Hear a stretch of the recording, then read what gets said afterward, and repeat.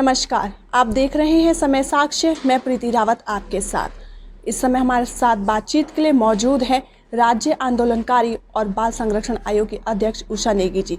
तो आइए कुछ बातचीत हम उनसे कर लेते हैं। बहुत बहुत स्वागत है मैम आपका समय साक्ष्य में। मैम सबसे पहले तो बताइए कि उत्तराखंड को बने आज लगभग 20 साल हो गए हैं। महिलाओं की स्थिति कैसे देखती हैं आप? वर्तमान स्थिति महिलाओं की मुझे लगता है यहाँ पे काफ़ी सुधार हुआ है और वर्तमान सरकार इसमें बहुत काम कर रही है। चाहे वो इंटीरियर की महिला की पीड़ा हो, चाहे वो शहरी महिला की पीड़ा हो, उस पर काफ़ी सरकारों ने काम किया है और स्थिति अभी काफ़ी अच्छी हुई है। बाल संरक्षण आयोग की आप अध्यक्ष हैं, क्या कुछ जिम्मेदारियां आपको लगती हैं कि अभी मेरे ऊपर बहुत हैं? जिम्मेदारियां तो हमेशा कभी ख़त्म नहीं होती। जिम्मेदारियों से आदमी अंत तक मुक्त नहीं होता है, तो जिम्मेदारियों का एहसास तो हमेशा बने रहना भी चाहिए, तभी जाकर कार्य में ऊर्जा से काम कर सकता है। और जिम्मेदारियों को निभा रहे हैं। अभी बहुत सारे चैलेंजेस हमारे सामने, बहुत सारे काम हमारे सामने जो हमें करने बाकी हैं। और ऑफ कोर्स जिन बच्चों के लिए हम लोग काम कर रहे हैं वो युवा होते हुए बच्चे हैं हमारे। उन बच्चों का भविष्य हमारे सामने खड़ा है। उसको सब चीज़ों को देखते हुए कि ये हम आने वाले युवा हैं जो हमारे नेता बनेंगे, जो हमारे साइंटिस्ट होंगे, इंजीनियर्स बनेंगे और बड़ी बड़ी जगहों पर उनका एक अलग से पहचान के साथ साथ में वो काम करेंगे। तो उनके भविष्य को कैसे सुधारा जाए, कहीं बच्चा कहीं गलत रास्तों पे ना चला जाए, कहीं नशे से लिप्त ना हो जाए, ये सारी चीज़ें हमारे सामने वो चैलेंज भी है। तो इसलिए चाहते हैं कि युवा इन सब से मुक्त होकर स्वच्छंद जीवन जिए और एक आदर्श रूप में प्रस्तुत हो उसकी ज़िंदगी और राष्ट्रीय परिप्रेक्ष्य में उसका सहभागिता हो, विकास में सहभागिता हो, देश के निर्माण में सहभागिता हो। तो उसके अंदर संस्कारवान होना चाहिए और एक अच्छा नागरिक, एक अच्छा देश का वासी होना चाहिए। तो उसके लिए हम लोग चाहते हैं कि उसके लिए हम लोग काम करें। राज्य आंदोलनकारियों में भी आपका नाम काफ़ी उजागर है। ऐसे में महिलाओं की अगर बात करें तो कितना कि जो सपना आप लोगों ने देखा था उत्तराखंड राज्य को बनाने के लिए, क्या वो पूरा होता नज़र आ रहा है? देखिए, हर चीज़ बहुत उसमें होती है कार्यबद्ध तरीके से। एक सिस्टम हर चीज़ का होता है और हर चीज़ की उन्नति धीरे धीरे ही होती है। एक दिन में कोई चमत्कार नहीं होता और हम लोगों को इस तरह की कल्पना भी नहीं करनी चाहिए कि एक ही दिन में सब कुछ हो जाएगा। तो इसलिए मैं ये मानती हूँ कि हर काम को समय लगता है, एक दिन में कोई चमत्कार नहीं होता। और उसमें सहभागिता हम सरकारों पर आरोप लगा देते हैं, सरकारों पर हम लोग जिम्मेदारियां बोल देते हैं, लेकिन क्या हमारी अपनी सब लोगों की नैतिक जिम्मेदारी नहीं बनती है? तो इसलिए जैसे हमने राज्य गठन करने के लिए संघर्ष किया, उसी तरह से हमें सरकारों को बार बार आगाह भी करना चाहिए, अपनी बात को बहुत उससे प्रमुखता से रखनी भी चाहिए। तो वो आवश्यकता है, उसमें एक सभी लोगों को मिलकर सहभागिता निभानी चाहिए। सिर्फ हम लोग डिस्ट्रक्टिव माइंड क्यों होते हैं, हम कंस्ट्रक्टिव क्यों नहीं सोचते हैं? वो सरकार किसी की भी हो, तो सरकार की जिम्मेदारी के साथ साथ में जो कर्मचारी, जो अधिकारी, जो एक्टिविस्ट और जो हम सब लोग हैं, उन लोगों का भी बहुत अच्छी भूमिका होनी चाहिए। उनके अंदर भी अपनी जिम्मेदारी का, कार्यबोध का, हर चीज़ का उनके अंदर भी वो होना चाहिए कि हाँ, हम लोगों को भी अपनी जिम्मेदारियों को बखूबी निभाना चाहिए। सिर्फ सरकार के ऊपर ठीकरा ठोक हम लोग जो डाल देते हैं कि हाँ सरकार काम नहीं कर रही, लेकिन सरकार के साथ साथ हम लोग क्या कर रहे हैं?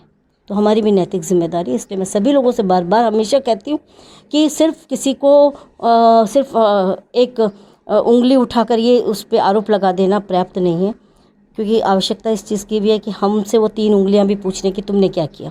तो विकास में हम सब की भागीदारी होनी चाहिए। हम सब लोगों को बार बार सरकारों को इसमें सही तरीके से बताना चाहिए कि हाँ ये होना चाहिए। एक प्रेशर होना चाहिए, प्रेशर उस तरह का होना चाहिए जिससे राज्य का विकास अवरुद्ध ना हो, सरकारों को परेशानियां ना हो। तो उसके लिए हम लोगों को अपना रचनात्मक आधार पर अपनी भूमिका निभानी चाहिए। ये मैं सोचती हूँ। सरकार को बार बार पत्रों के माध्यम से, सरकार को बार बार अपने ज्ञापनों के माध्यम से, और विकास तभी संभव है जब सब लोगों का समन्वय होता है। ये इस तरह से विरोधात्मक जिस तरह का कि हम काम नहीं करेंगे, कार्य बहिष्कार कर देंगे, ये जो परिपाटी चल रही है ये अपने आप में बहुत गलत है। तो ये परिपाटी नहीं होनी चाहिए, क्योंकि कार्य बहिष्कार से कुछ नहीं होने वाला। आप कुछ दिन काम नहीं करेंगे, अंतर्गत तो काम तो होगा, कैसे भी करके काम करवाया जाएगा। लेकिन जिस तरह से आप अपनी जिम्मेदारियों को आपको निभाना चाहिए, वो जिम्मेदारियाँ हम सब लोग नहीं निभाते। इसलिए वो भी एक आवश्यकता है।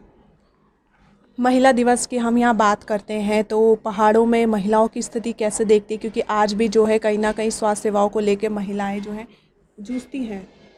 हाँ, ये है, ये सब चीज़ें हैं। इन सब चीज़ों को मैं ये कहना चाहती हूँ, जन सहभागिता और जनप्रतिनिधियों को इसमें बहुत संवेदनशील होने की ज़रूरत है। सभी लोगों को, अगर हम लोगों का पलायन रुक सकता है, अगर शिक्षा और स्वास्थ्य सुविधाओं में अगर सुधार हो गया, तो हमें लगता है कि हमें पलायन करने की ज़रूरत नहीं, क्योंकि मूलतः हमारी यही दो आवश्यकताएं हैं, शिक्षा और स्वास्थ्य। तो शिक्षा और स्वास्थ्य अगर हम लोगों को अच्छा मिल जाता है तो मेरे उत्तराखंड का पलायन रुक जाएगा और सब लोग एक बेहतर जीवन की तरफ जाएंगे। और जो हमारे माननीय प्रधानमंत्री जी का एक सपना है, वोकल फॉर लोकल, तो उस लोकल लोगों के माध्यम से ही किस तरह से वोकल हम लोगों को होना है, वो सारी चीज़ों को बहुत आसान है। उत्तराखंड के अंदर सभी लोग बहुत सक्षम हैं, अपने लिए वो बहुत कुछ कर लेते हैं और उनके अंदर जुझारूपन है, राष्ट्रीयवादिता उनके अंदर कूट कूट के भरी हुई है।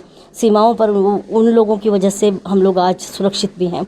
तो हम लोगों को ये सारी चीज़ें बैठकर तय करनी हुई चाहिए। और महिलाओं को मैं लगती हूँ, क्योंकि देखिए धीरे धीरे सरकारें अपना काम कर रही हैं। वर्तमान सरकार ने भी काफ़ी चीज़ों को, महिलाओं को लेकर काफ़ी संवेदनशीलता दिखाई है। बहुत सारी योजनाएं हैं जिन योजनाओं को लोग बाग नहीं जान पा रहे हैं, लेकिन उनका लाभ उनको मिलना चाहिए। तो उसके लिए आवश्यकता है सरकारी तौर पर जो सरकारी अधिकारी हैं, उन लोगों की ये जिम्मेदारी बनती है कि वो लोग उनको वहाँ तक वो योजनाओं को पहुँचाएँ, उनको समाज के सामने, जनता के सामने और महिलाओं के सामने कि आपके लिए इतनी सारी योजनाएं सरकार ने बनाई हैं। भारत सरकार और राज्य सरकार में इसमें काफ़ी चीज़ें बहुत अच्छी बनाई। अभी लेटेस्ट जो हुआ है घसियारी योजना, वो घसियारी योजना क्या एक पीड़ा ही तो समझी है सरकार ने महिला की, कि उस बोझ से कम हो जाए। आप उज्ज्वला योजना को देख लीजिए, वो किस लिए बनाई? वो इसीलिए कि ताकि कम से कम रात दिन जो उनको परेशानी होती थी, उस परेशानी से कम उनको मुक्त किया जाए। तो ये सारी चीज़ें हैं और इसमें बच्चियों के लिए बहुत बेटी पढ़ाओ बेटी बचाओ इस तरह की योजनाएं बनाकर महिला सशक्तिकरण का परिचय दिया है भारत सरकार ने, और महिला सशक्तिकरण का परिचय दिया है वर्तमान हमारी उत्तराखंड की सरकार ने। आप राज्य आंदोलनकारी भी रही हैं, साथ में आप एक अध्यक्ष भी हैं। ऐसे में महिलाओं के लिए कितना चुनौतीपूर्ण होता है आगे क्षेत्रों में जाना? या चुनौती अगर हम लोग सही मायने में समझें तो चुनौतियां हर फील्ड में होती हैं। और ख़ासकर मैं जेंडर पे ज़्यादा वो नहीं करती हूँ, क्योंकि जेंडर का आपस में तालमेल करना बहुत ज़्यादा ज़रूरी है, लेकिन जेंडर का भेदभाव करना गलत है। तो मैं ये समझती हूँ कि क्या दोनों लोगों के सामंजस्य से ही सब चीज़ें बहुत सुनिश्चित तरीके से ठीक हो जाती हैं। तो आवश्यकता इस चीज़ की है कि हमें इस चीज़ को भी समझना चाहिए। महिला सशक्तिकरण की बात तो मैं ये सीधा कहती हूँ कि महिला तो खुद ही सशक्त है अपने आप में, जहाँ पर उसको देवी के रूप में देखा गया, शक्ति की स्वरूपा है वो।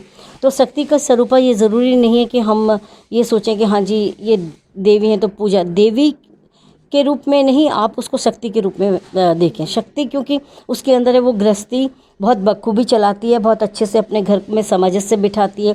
एक 25 साल और 35 साल 30 साल 20 साल के बाद में कई आज तो काफ़ी लंबा वो हो गया है कि बच्चियां पढ़ाई करती है, इसलिए 25 साल में 30 साल में शादियां होती है, कोई बहुत बड़ी बात नहीं है। लेकिन पहले बहुत छोटी बच्चियां भी की शादियां हो जाती थी, तो वो लोग भी अपने घर में समझ से बिठाती थी, अपनी सास से, अपने माँ से ये सारी चीज़ें सीखा करती थी।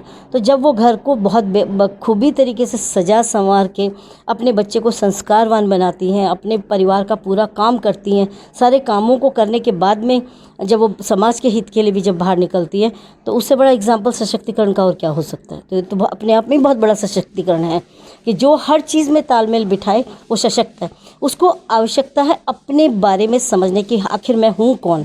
तो मैं सीधा ये कहती हूँ कि आप जो है नारी अबला नहीं सबला है, और नारी जो है चिंगारी है। अगर वो चाहे अपनी शक्ति को पहचाने, अपने अंदर के ज्वाला को समझे, तब जाकर वो आगे बढ़ सकती है। वो अपनी शक्ति का अनुमान खुद लगाए। वो एक व्यक्ति के रूप में उभर कर सामने है, उसका व्यक्तित्व उभर कर है।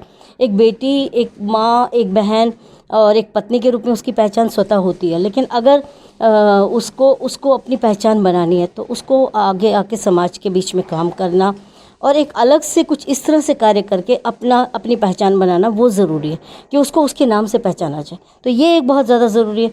और जहाँ तक अध्यक्ष की बात है और ये जिम्मेदारी है, तो इस जिम्मेदारी को के साथ में मेरे सामने बहुत सारी चुनौतियाँ हैं, लेकिन मेरी कोशिश रहती है कि हम लोग किसी भी तरीके से और टीम वर्क को साथ में लेकर चलने की आवश्यकता भी होती है।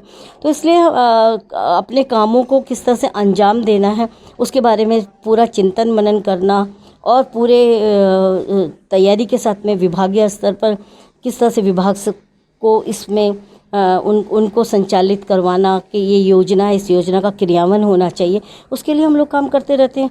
और बार बार शासन स्तर पर बैठ के करते हैं, उनके साथ में सारी चीज़ों का विचार विमर्श करते हैं, क्या होना चाहिए और क्यों नहीं हो रहा है कार्य। तो वो सारी चीज़ें, उसके लिए आवश्यकता तो यही है कि सभी लोगों को मिलकर इसमें अपनी भूमिका करनी चाहिए। और जिम्मेदारी जब आपको दी तो सिर्फ कुर्सी सुशोभित करने के लिए नहीं दी है, आपको कुछ काम करने के लिए दी गई है। कार्यक्रम के अंत की ओर हम हैं। एक आखिरी सवाल आपसे पूछूंगी, अपने अनुभव को देखते हुए महिलाओं को क्या संदेश आप देना चाहेंगे?